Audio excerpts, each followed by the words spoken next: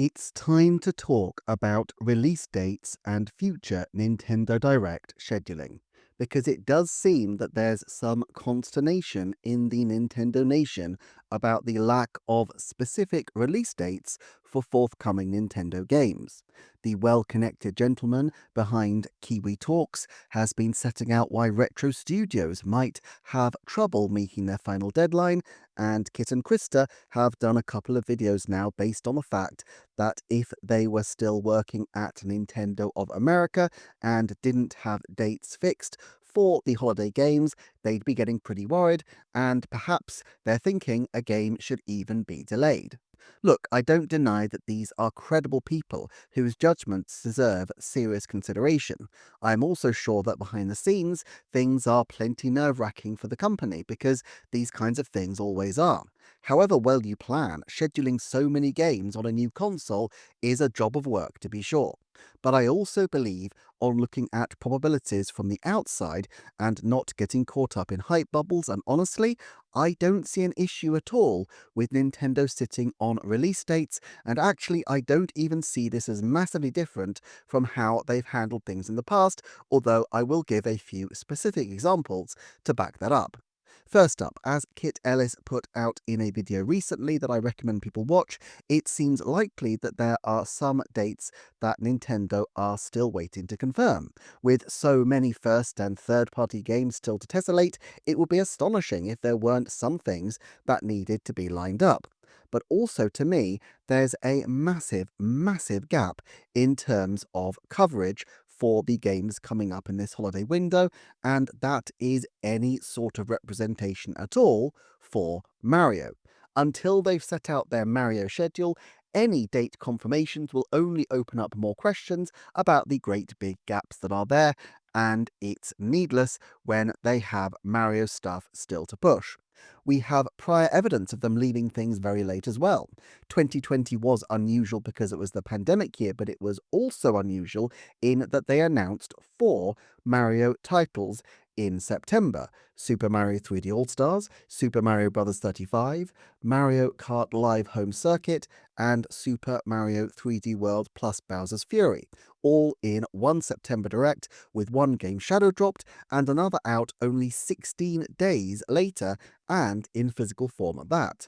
This was the most dramatic example of Nintendo using a short hype cycle, but 2019's Ring Fit Adventure, exactly the kind of off-the-wall concept you might imagine would need a longer period to warm people up to the idea of ring-based exercise gameplay, was announced and released with only a 6-week ramp-up. Let's go back to the Switch launch. The June E3 Direct confirmed the date for Super Mario Odyssey.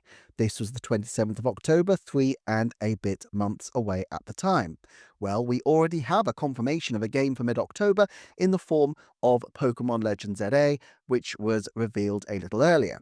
Xenoblade Chronicles 2 release date, though, wasn't locked in until the 13th of September Direct. Now, it is very clear that Xenoblade Chronicles 2 at the time seemed to struggle to make its launch date, with performance patches being released afterwards, and it's still a long way from as glorious as more recent Xenoblade titles in terms of polish, so it could well be that the lack of a date was symptomatic of Nintendo not being sure whether it would be possible to release it before Christmas.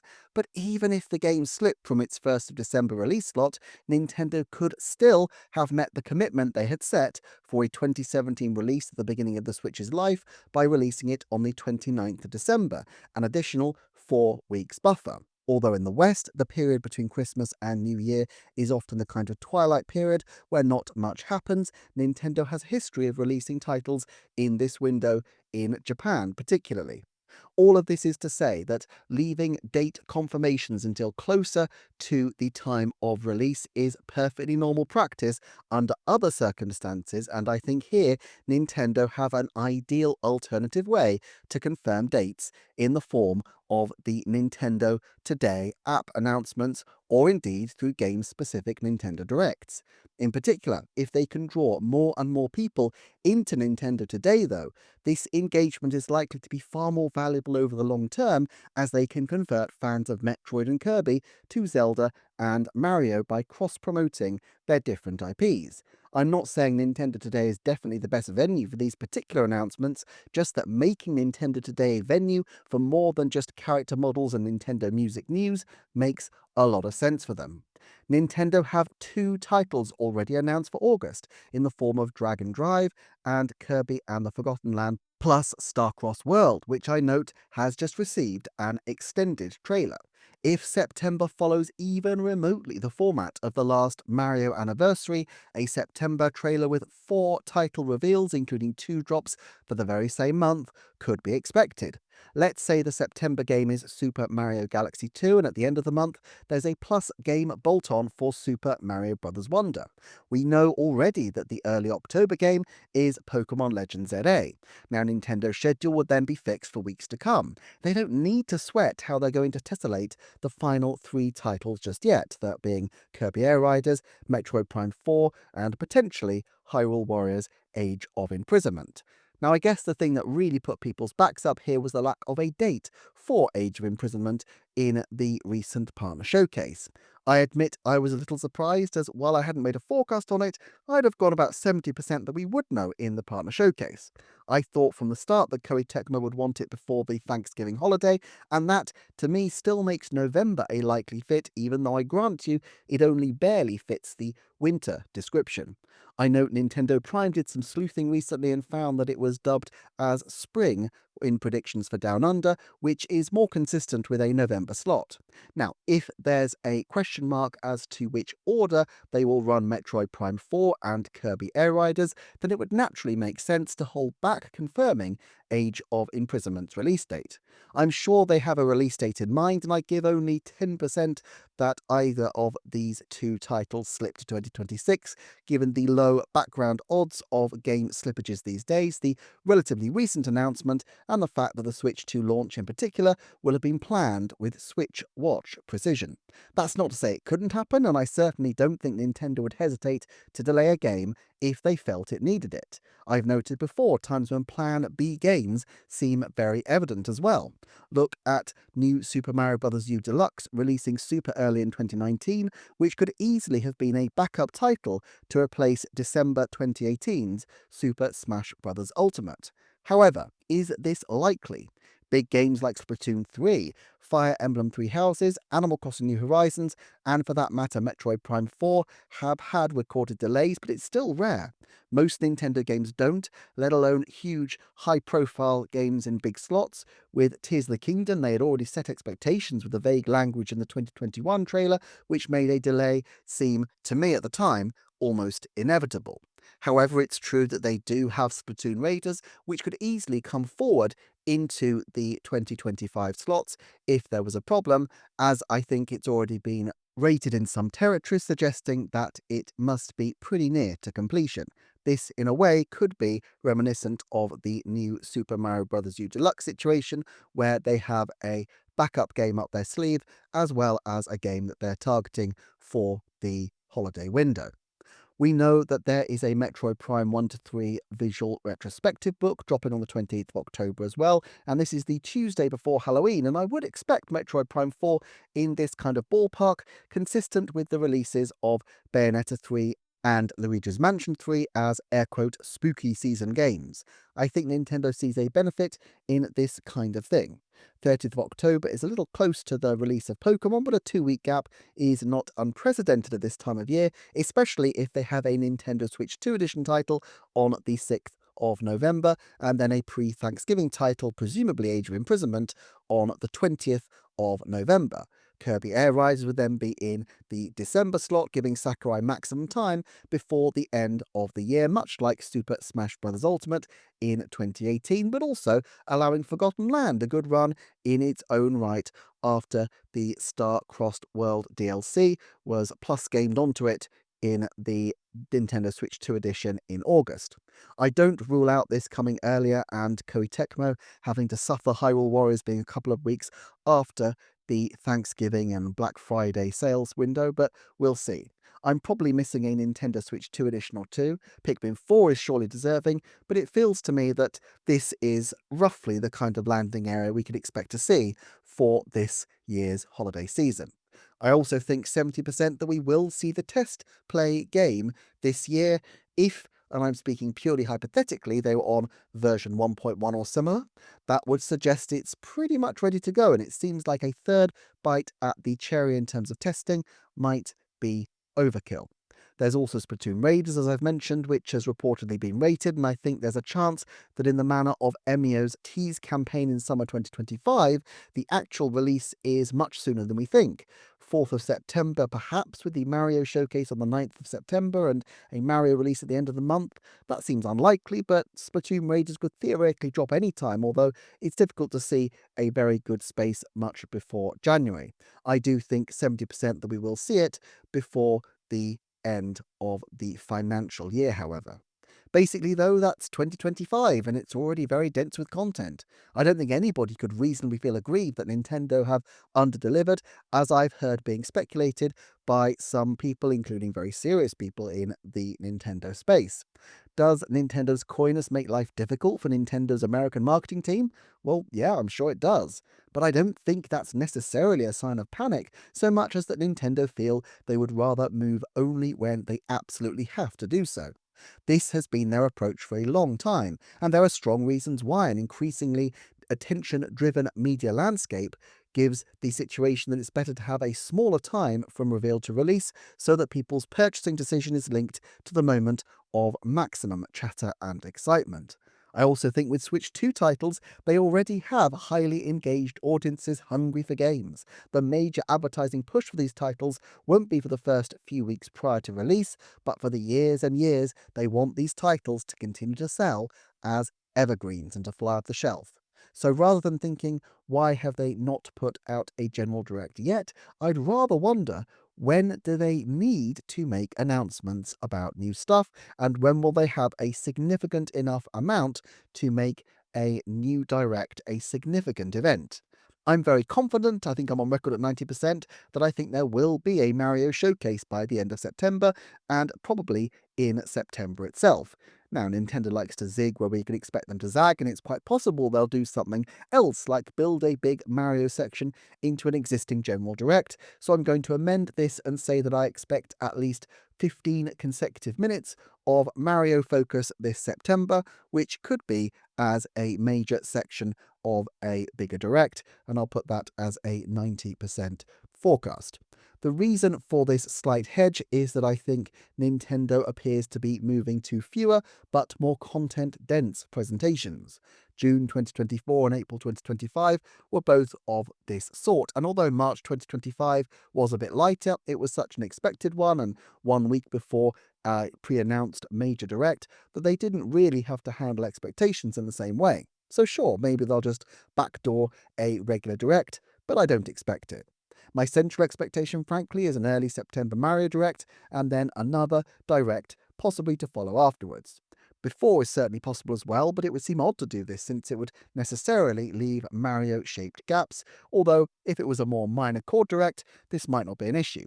The question then becomes, if they have a Mario-themed Direct, when would the next general be? Well, here's the thing. Both Metroid Prime and Kirby Air Riders could easily have their own focused directs and their own date drops either in those directs or on Nintendo Today. This would be a very hype way of bringing attention to these franchises. Hyrule Warriors and Pokemon Legends LA would get obligatory quick trailers in any theoretical direct, but I don't think the existence or lack thereof for this kind of thing is going to drastically alter the trajectory of either promotional campaign. So at the end of September, they could easily have, for the 6-month window following, 4 confirmed Mario titles, 4 other titles in the form of Metroid Prime 4, Pokemon Legends NA, Kirby Air Riders, and Hyrule Warriors Age of Imprisonment. It's unusual even in the most popular periods for Nintendo to have more than 8 to 10 games in a 6-month window like this, so we're already filling our boots. The test play game will be a great one for before the end of the year, especially in that October window when online memberships come up for renewal, but that too could be its own reveal, just like Splatoon Raiders was. September, October is also traditionally when Nintendo likes to sketch out the end of the fiscal year. Note that Xenoblade Chronicles X Definitive Edition was announced in October 2024.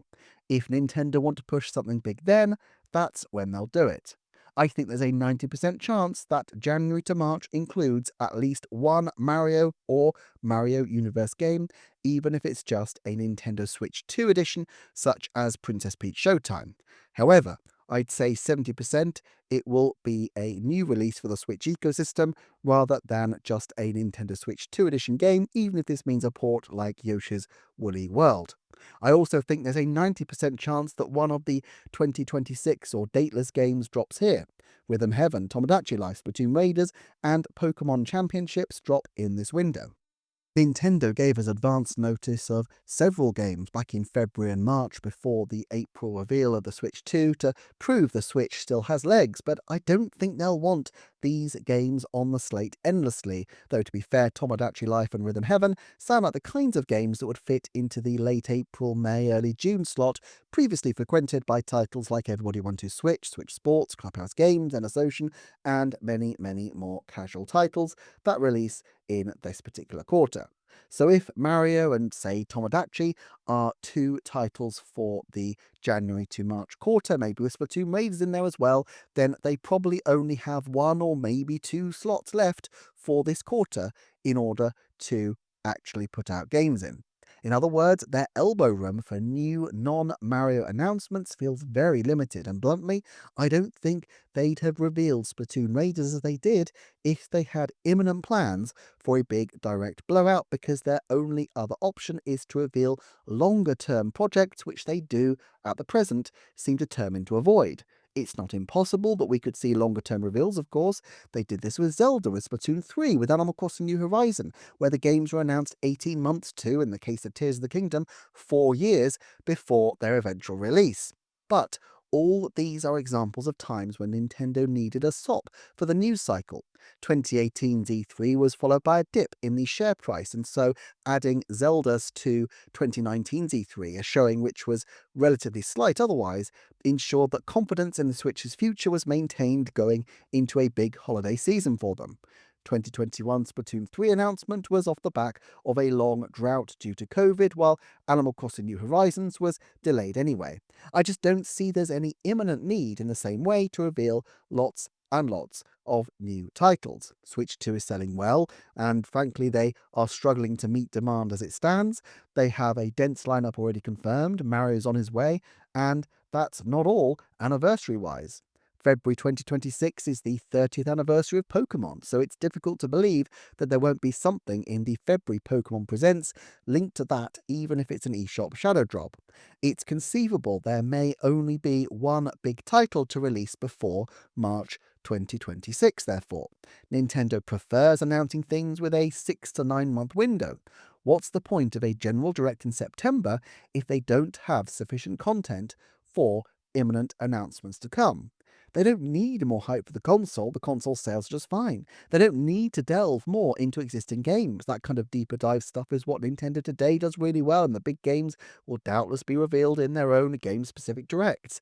They also don't want to cannibalize their own attention by having people focus on games that can't yet be purchased. They don't need it to keep a drumbeat of hype as they could, for example, shadow drop the test play game in October, which would be a pretty hype moment in itself. It also seems to me completely plausible that they shadow drop news of a March game as they did with Xenoblade Chronicles X Definitive Edition last October and save a full-fledged general direct until January or February, potentially even March if they're planning a quiet April, which they usually do.